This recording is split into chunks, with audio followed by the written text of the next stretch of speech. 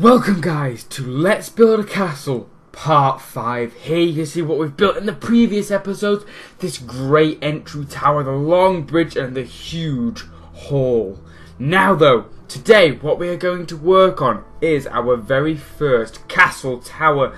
As you can see, I have gone to intricate details and replicated those designs we've used throughout to create quite a masterful main tower, as this is going to be the biggest tower in the entire castle.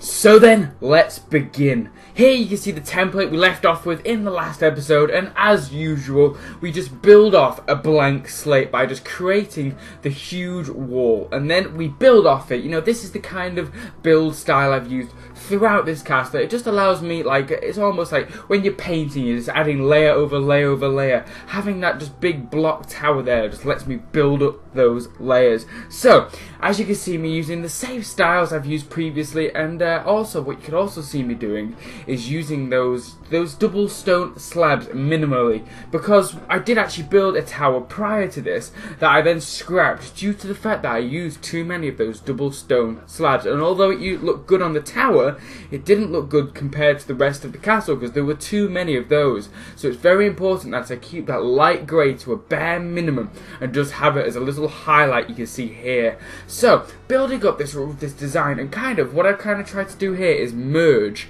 both the design of the entry towers that we had at the on the bridge and the design of the Great Hall, just merging those two intricate details together. Because this tower is much bigger than those entry towers, that's why I've had to merge in the designs of the Great Hall as well, just to add that elaborate detail and make it look just so it doesn't just look like an over bloated size of those ones we created previously. I wanted this tower to be huge and majestic because I've got a good idea for what this tower is going to be.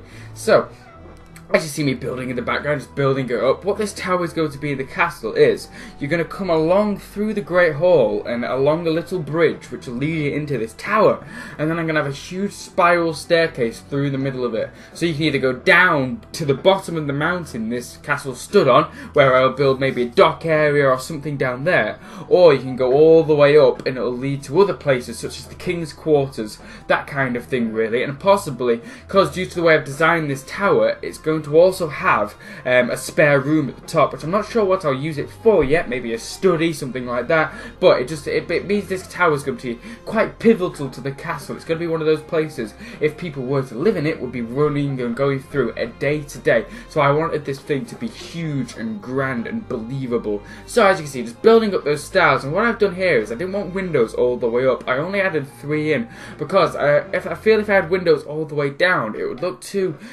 busy, if you get what I mean. It looked too complex. So I kind of wanted to play with this elongated sense that we have the 3 windows, the top, the bottom and the middle, and then between them it looks a bit like a piston. You'd imagine some sort of piston, where then in the middle bits it's just like elongated and simple, which is kind of what I tried to do. I used using the same obviously materials, but using them in a much more simplistic way, like neglect of windows. So now this is the bit I was talking about earlier, where this is the entrance that will seamlessly link the Great Hall to this tower. So as you can see, what I'm starting to build up is a doorway, and this doorway became quite complex. What I was trying to do again was, because this is obviously going to be integrated into the Great Hall, I wanted it to be replicant of the same style as the Great Hall. So as you can see, I'm using the same materials and I'm making a very, very big doorway, because like I said earlier, this is going to be a very busy place. Like, you'd imagine people going up and down this every single day. You wouldn't have a small doorway for something like that.